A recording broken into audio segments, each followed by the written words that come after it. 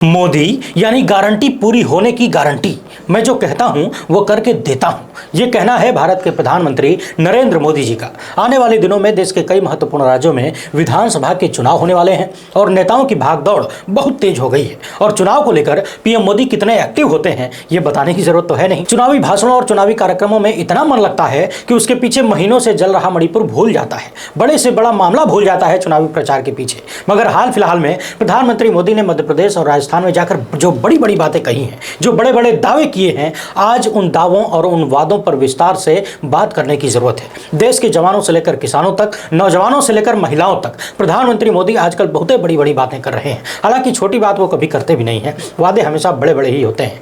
अपनी ही जबान से अपने 9 साल का रिकॉर्ड बता रहे हैं, तो आइए आज हम उनके इस 9 साल के रिकॉर्ड का रिकॉर्ड खंगालते हैं बेहद आसान भाषा में। इधर पीएम मोदी अपना भौकाल टाइट करने में लगे हैं, उधर राहुल गांधी रिमोट लेकर घूम रहे हैं। छत्तीसगढ़ में उन्होंने रिमोट की खूब चर्चा की और बताने लगे कि हमारा रिमोट देश की जनता के लिए काम करता है तथा पीएम मोदी का रिमोट अडानी जैसे धन्ना सेठों के लिए काम करता है। तो इन दोनों की बातों पर जबरदस्त चर्चा करने जा रहा हूं, बहुत आनंद आने वाला है, मजा लेते हुए देखते जाइए। बहुत ज्यादा आंकड़ेबाजी नहीं होगी, टू द पॉइंट बात करूंगा। पहली बार देख रहे हैं तो हमारे चैनल को सब्सक्राइब कर लीजिए, बगल में घंटी होगी उसको दबा दीजिएगा। फेसबुक पर हैं तो चैनल को फॉलो कर लीजिए।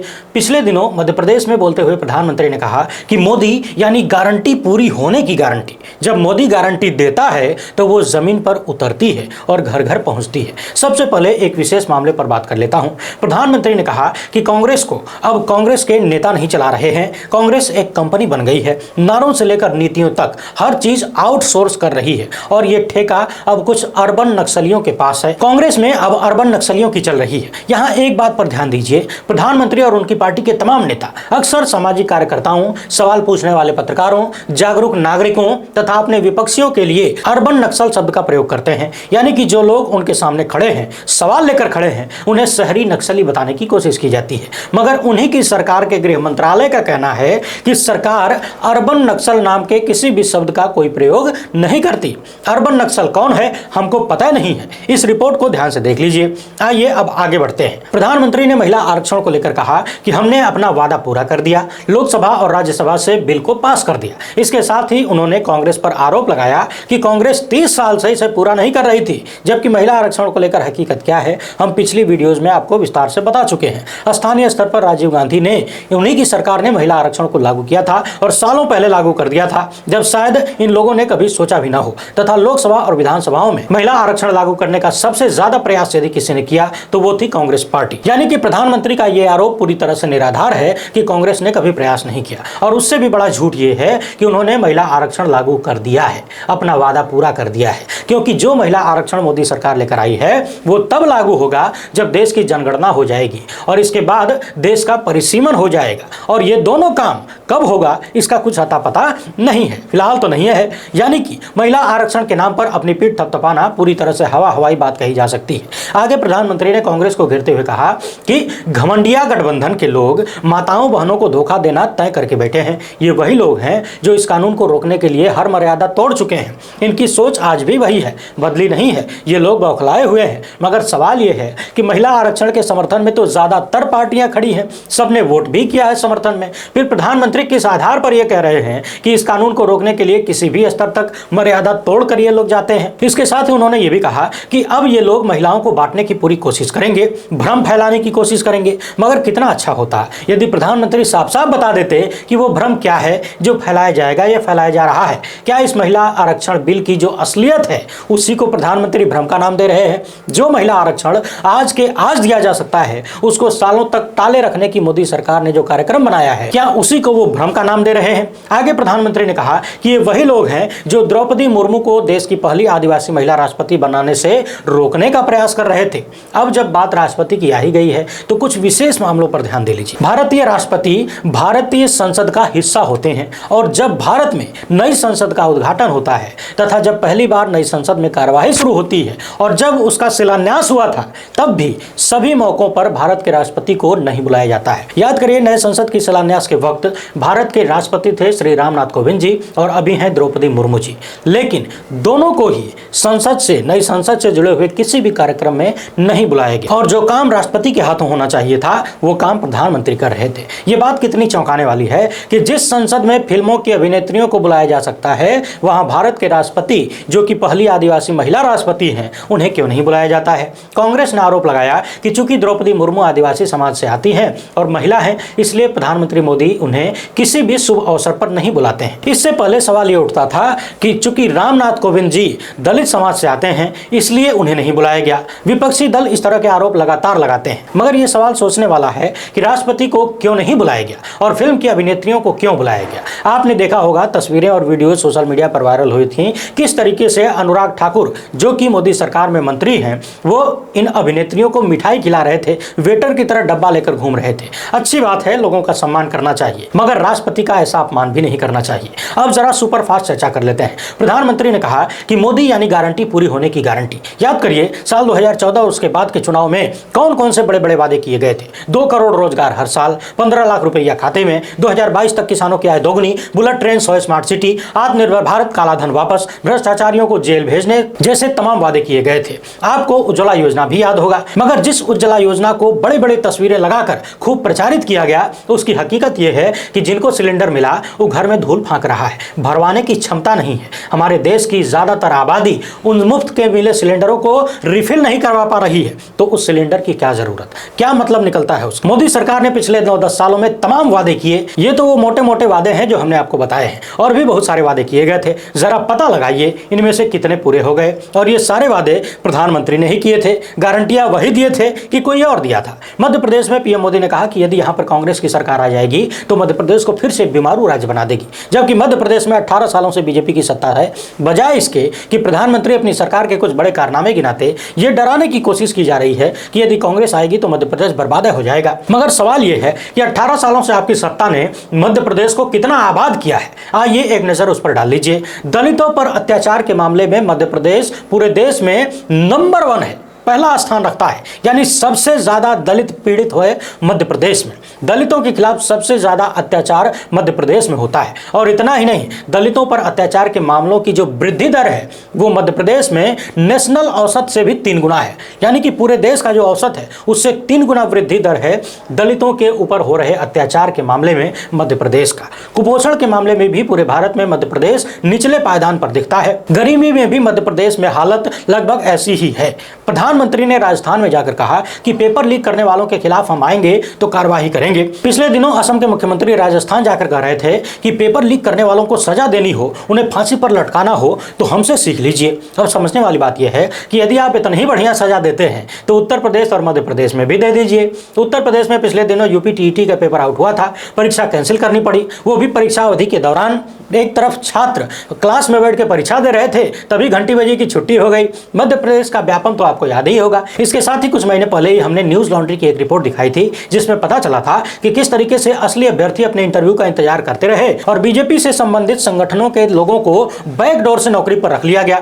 यानी जो कैंडिडेट मेरिट में आए थे वो बेचारे लेटर का इंतजार करते रह गए और पीछे से खेला हो गया। क्या प्रधानमंत्री मध्य प्रदेश में ये सब कुछ करने वालों को सजा दिलवाएंगे और क्या असम के मुख्यमंत्री उनको फांसी पर चढ़वाएंगे? वहीं हाल ही में मध्य प्रदेश में प्रधानमंत्री एक ऐसे स्टेशन का नाम ले गए जिस नाम का स्टेशन वहां पर है ही नहीं है। प्रधानमंत्री ने कहा कि भोपाल के रानी दुर्गावती रेलवे स्टेशन की प्रशंसा हर कोई कर रहा है, मगर खबरें सामने आई कि इस नाम का कोई स्टेशन है नहीं है। अब सोशल मीडिया पर लोग इस तरह का मजाक बनाने लगे हैं कि जब प्रधानमंत्री मोदी ऐसे स्टेशन पर चाय बेच सकते हैं जो अस्तित्व में था ही नहीं उस वक्त में, तो फिर कुछ भी संभव है। उधर कांग्रेस वाले कह रहे हैं कि प्रधानमंत्री जिस स्टेशन का नाम ले रहे हैं वो मध्य प्रदेश में कब और कहां बना है, ढूंढ के हमको दिखाइए, हमको उसी स्टेशन से ट्रेन पकड़ना है। यहां एक बात और ध्यान देने वाली है, प्रधानमंत्री लोगों के मन में कांग्रेस का डर दिखाने दिखाने की कोशिश कर रहे हैं और बता रहे हैं कि कांग्रेस आएगी तो बर्बाद कर देगी। ऐसी ही बातें गृह मंत्री अमित शाह ने कर्नाटक के चुनाव में कही थी।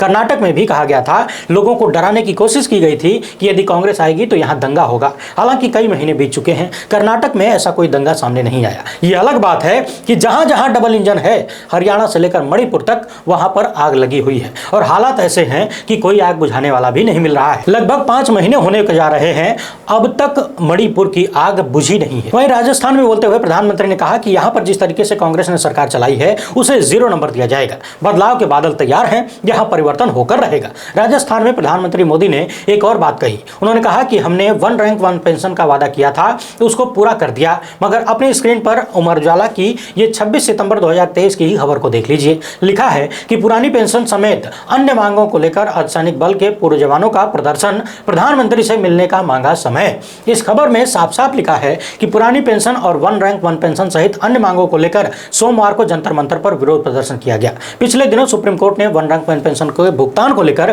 किस तरीके से मोदी सरकार को फटकार लगाई थी, ये भी आपने देखा था। अब सवाल यह है कि यदि मोदी सरकार ने 1 रैंक 1 पेंशन जैसी मांग को पूरा कर दिया है तो फिर ये लोग दिल्ली में बैठकर क्या कर रहे हैं? ये विरोध प्रदर्शन क्यों चल रहा है? झूठ कौन बोल रहा है? देश के प्रधानमंत्री या फिर सेना के रिटायर्ड जवान जो आज भी दिल्ली में धरना देने को मजबूर है? इस सवाल का जवाब आप दर्शक कमेंट बॉक्स में लिखिएगा और यदि आप में से सेना का कोई उस तरह का हिस्सा हो तो हमें कमेंट बॉक्स में जरूर बताइएगा कि असलियत क्या है, झूठ कौन बोल रहा है। और आगे जो प्रधानमंत्री ने कहा उसे सुनकर हंसिएगा मत। उन्होंने कहा कि भ्रष्टाचारियों पर कार्रवाई की गारंटी दी थी और आज सभी भ्रष्टाचारियों पर कानून का डंडा चल रहा है, लेकिन यह बताना भूल गए कि 2G से लेकर तमाम घोटालों के जो आरोप लगे थे वो सारे आरोपी बरी कैसे हो गए और जिस भी पार्टी के विपक्षी नेता पर भ्रष्टाचार का आरोप उन्होंने लगाया था वो सब भाजपा में आते ही साफ सुथरे कैसे हो जाते हैं। हाल ही में संभवतः मध्य प्रदेश में ही बोलते हुए प्रधानमंत्री ने महाराष्ट्र की एनसीपी पर 70,000 करोड़ के घोटाले का आरोप लगाया था। एनसीपी के तमाम नेताओं पर जांच एजेंसियां जांच भी कर रही थी, नोटिस दे रही थी और उसके 4-5 दिन बाद ही पता चला कि वो जितने भी आरोपी थे जो जांच के दायरे में थे वो सब बीजेपी सरकार के साथ में सत्ता में आ गए और किसी को मंत्री तो किसी को डिप्टी सीएम बना दिया गया। इसी तरह से असम में जिस हेमंता बिस्वा शर्मा पर बीजेपी के बड़े बड़े नेता बुकलेट जारी करके भ्रष्टाचार का आरोप लगाते थे, उन्हीं हेमंता बिस्वा शर्मा को वहां का मुख्यमंत्री बनाकर रखा है। भ्रष्टाचार के खिलाफ ये कौन सी लड़ाई है? ये कौन सी लड़ाई है जो विपक्षी नेताओं के भीतर तब तक भ्रष्टाचार देखती है जब तक वो दूसरी पार्टी में होता है। पश्चिम बंगाल के तमाम नेताओं को याद कर लीजिए जिन पर भ्रष्टाचार के आरोप सरेआम प्रधानमंत्री लगाते थे और बाद में उन्हें ही बड़े बड़े पदों पर बैठा दिया। और इन सब के बाद परम मित्र अडानी पर जो दुनिया का सबसे बड़ा कथित फ्रॉड का आरोप लगा उस पर प्रधानमंत्री आज तक एक शब्द नहीं बोले। अब आप 10 साल पहले चले चलिए और याद करिए सोनिया गांधी, प्रियंका गांधी, राहुल गांधी और रॉबर्ट वाड्रा पर भ्रष्टाचार के कितने गंभीर आरोप लगाए जाते थे। टीवी पर बैठकर बीजेपी के बड़े बड़े प्रवक्ता जिनका बड़ा बड़ा नाम था वो बताते थे कि लंदन के हर गली में राहुल गांधी का बंगला है, लेकिन 10 साल बीत गया, एक को बंगला मिला नहीं। जो दिल्ली में था वो भी छीन लिया गया। जिस रॉबर्ट वाड्रा को महाभ्रष्टाचारी बताया जा रहा था और जिसे देश का दामाद कहा जा रहा था, यह आरोप लगाया जा रहा था कि सब कुछ, सारी जमीन उठाकर रॉबर्ट वाड्रा के नाम कर दी गई। उन्हीं रॉबर्ट वाड्रा पर कोर्ट में भाजपा की सरकार कहती है कि इन्होंने कोई गड़बड़झाला नहीं किया है। अब सवाल यह है कि 10 साल बीत गए, न राहुल गांधी जेल गए, न सोनिया गांधी जेल गई और न रॉबर्ट वाड्रा को फांसी हुई। क्या प्रधानमंत्री इस पर कोई जवाब देंगे कि आरोप झूठे थे या फिर सेटिंग कर ली और छोड़ दिया? प्रधानमंत्री ने कांग्रेस पर आरोप लगाया था कि उन्होंने जो किसानों के साथ वादा किया था उसका क्या हुआ, राजस्थान में पूछ रहे थे, मगर अपने वादे के बारे में नहीं बताया कि 2022 तक आय दोगुनी करने के लिए कहे थे, उसका क्या हुआ? किसान आंदोलन के दौरान किसानों से ढेर सारे वादे किए गए थे आंदोलन खत्म कराने के लिए, उन वादों का क्या हुआ? आइए अब छत्तीसगढ़ चलते हैं। यहां पर राहुल गांधी ने हाथ में रिमोट दिखाते हुए बताया कि एक क्लिक से उन्होंने हजारों करोड़ रुपया गरीब जनता के अकाउंट में भेज दिए। उन्होंने कहा कि ग्रामीण आवास न्याय योजना के अंतर्गत 50,000 लोगों को 1-2 सेकंड में पैसे भेज दिए गए। यहां राहुल गांधी ने केंद्र सरकार पर आरोप लगाया कि केंद्र सरकार प्रधानमंत्री आवास योजना के अंतर्गत राज्य सरकार को मिलने वाली धनराशि अभी तक नहीं दी है। इसके लिए छत्तीसगढ़ सरकार ने कई बार केंद्र सरकार से रिक्वेस्ट भी किया, लेकिन भाजपा की सरकार ने इस पर कोई ध्यान नहीं दिया। राहुल गांधी ने आगे कहा कि बीजेपी सरकार के पास भी एक रिमोट है, अभी मैंने एक रिमोट दबाया तो करोड़ों रुपए गरीबों के खाते में चले गए, लेकिन जब मोदी जी का रिमोट दबाते हैं, जब मोदी जी अपना रिमोट दबाते हैं तो एक तरफ अडानी को मुंबई का एयरपोर्ट मिल जाता है, दूसरी तरफ रेलवे का कॉन्ट्रैक्ट मिल जाता है, फिर रिमोट दबाते हैं तो इंफ्रास्ट्रक्चर मिल जाता है। इस प्रकार 2 रिमोट चल रहे हैं। हमारा वाला रिमोट सबके सामने चलता है, इससे किसानों को पैसा दिया जाता है, अंग्रेजी स्कूल खुलता है।